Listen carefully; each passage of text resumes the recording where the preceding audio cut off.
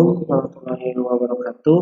Kita lanjut lagi materinya di pertemuan kali ini. Kita akan coba bahas terkait wireframe, ya. Dimana di pertemuan sebelumnya kalian sudah membuat atau kita sudah membahas terkait user flow. Nah, di pertemuan kali ini kita coba bahas terkait wireframe terlebih dahulu.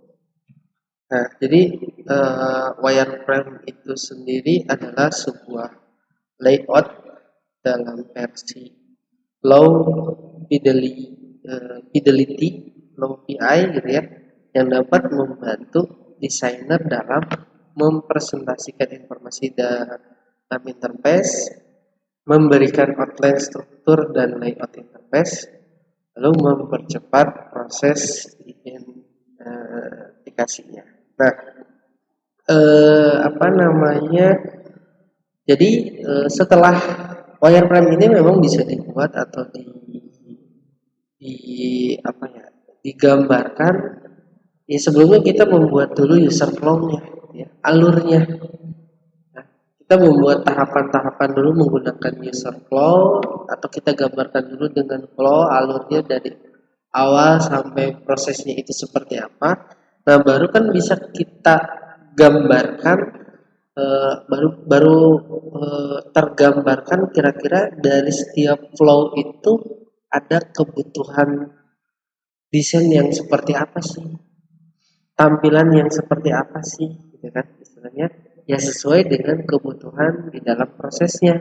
Jadi jangan sampai kita membuat sebuah interface atau tampilannya itu hanya berdasarkan keinginan kita, ya. Jadi maksudnya hanya berdasarkan keinginan kita, tidak sesuai dengan kebutuhan dari harusnya seperti apa sih tampilan atau kebutuhan form yang dirasa sesuai dengan kebutuhan prosesnya tersebut, gitu ya. Nah, maka di sini kan mempresentasikan informasi dalam interface, ya.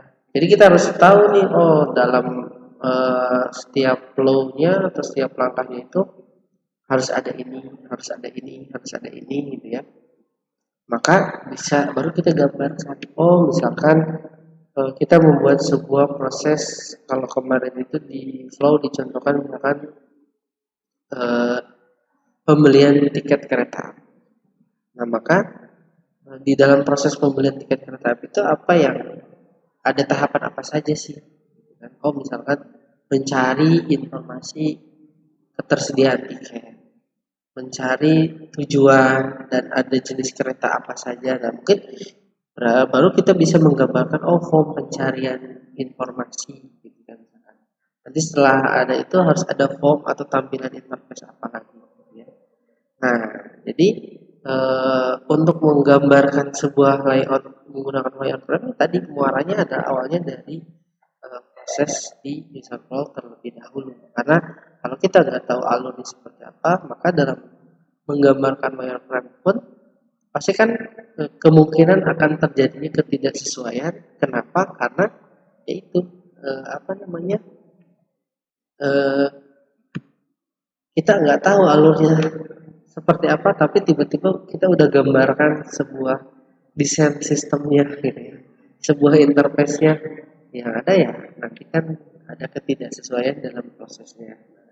Juga di sini kan memberikan outline, struktur dan layout interface. Jadi saya memberikan kalau ada proses itu maka tampilannya bisa seperti ini, gitu kan istilahnya. Jadi menggambarkan, walaupun memang wireframe ini adalah desain atau sketsa ya, dirasa masih sangat kasar, hanya sebatas sketsa kasar saja, belum benar-benar berbentuk sesuai dengan yang diharapkan, ya.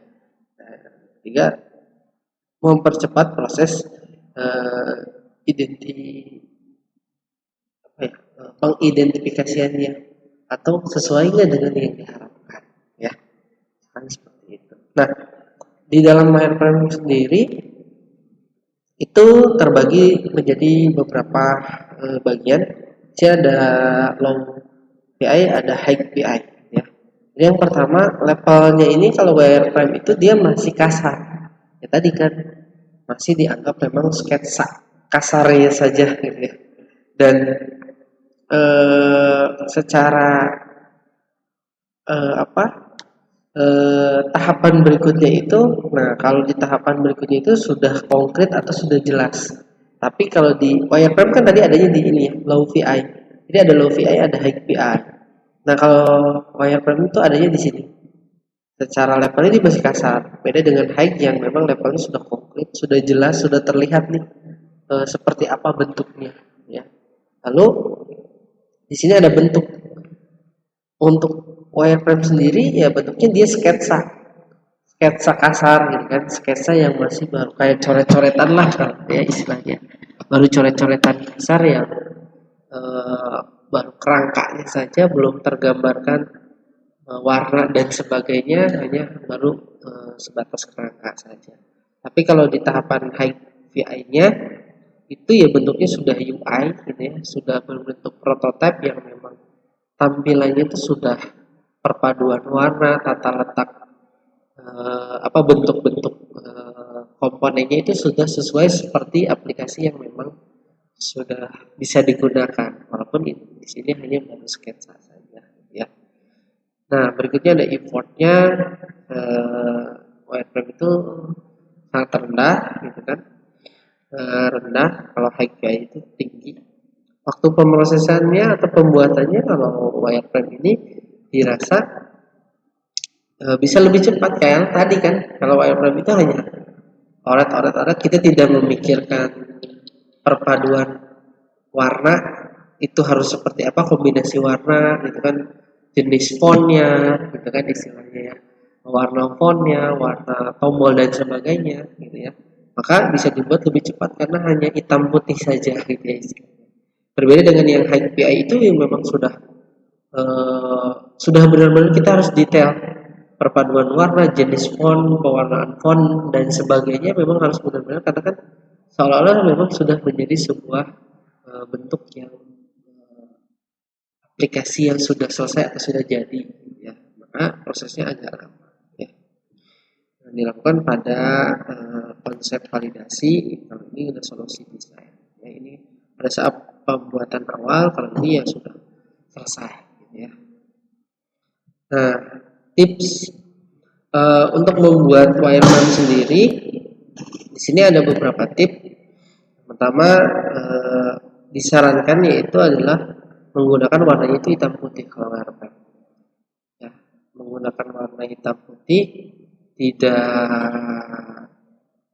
apa namanya, tidak berwarna gitu kan. Karena kan tadi masih baru sketsa saja.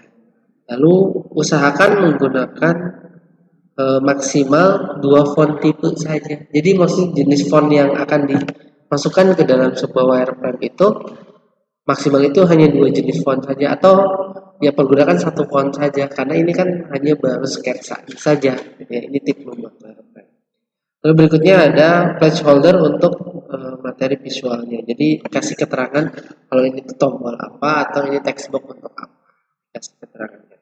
Berikan tanda untuk setiap komponen. Ini opsional tapi boleh dilakukan. Diusahakan jangan mempresentasikan wireframe kepada stakeholder. Ya. Nah, jadi ketika kalian nanti diminta untuk membuat sebuah UI sistem, desain sistem, sebisa mungkin untuk wireframe jangan ditunjukkan. Kenapa? Karena kan tadi hanya baru sketsa kasar ya, dirasa orang tidak akan tertarik ketika melihatnya karena belum terlihat menarik. Tapi berbeda dengan kalau sudah jadi sebuah desain UI, ya itu baru yang dipresentasikan oleh kalian. Nah, di sini ada komponen wireframe, gitu ya. Di sini ini salah satu komponennya. Contohnya, gitu kan, ini misalkan untuk header, ini untuk button, gitu ya, ini untuk teks inputan, ya ini contoh paragraf, ini tulisan yang berbentuk button. Nah, ini untuk menambahkan sebuah gambar atau video. Nah, jadi ketika membuat sebuah wireframe ya mungkin seperti ini saja dulu ya, yang memang belum berwarna berbentuk ya, biasanya hitam putih atau abu-abu. Nah, ini contoh gitu ya. Ini contoh-contoh desain wireframe dalam berbagai bentuk, misalkan ini dalam bentuk versi web di desktop atau laptop komputer, ini versi tablet, ini versi smartphone. Nah, jadi ketika kita membuat sebuah wireframe, sesuaikan dengan kebutuhan. Gitu. Kalau memang dirasa targetnya ingin bisa digunakan di tiga platform ini, ya berarti dibuatkan nih kalau secara desktop gimana, secara tablet gimana, secara smartphone gimana tampilannya. Nah itu nanti silakan sesuaikan dengan desain yang memang akan kalian coba buat. Nah, ini desain wireframe, gitu ya. Ini contoh desain wireframe diantaranya, gitu ya. Nah ini ya, ini contoh-contoh gitu yang ini contohnya dia yang saya mau berikan contoh menggunakan smartphone ya. Jadi ini contoh desain yang menggunakan smartphone. Mungkin itu saja untuk materi wireframe ini. Nanti saya coba berikan materi untuk proses pembuatan wireframe-nya sendiri. Nah, mungkin itu saja untuk materi wireframe karena wireframe ini intinya sih hanya membuat sketsa berdasarkan dari flow atau user flow yang sudah kalian buat. Jadi ketika kalian punya masalah di sebuah proses yang dirasa masih manual, ingin digambarkan desain sistemnya, ya berarti digambarkan dulu alur prosesnya seperti apa agar terlihat kebutuhan dari sistemnya seperti apa. Oke, mungkin itu saja yang bisa saya sampaikan di pertemuan kali ini. Kurang lebihnya mohon maaf. Saya Iri. Wassalamualaikum warahmatullahi wabarakatuh.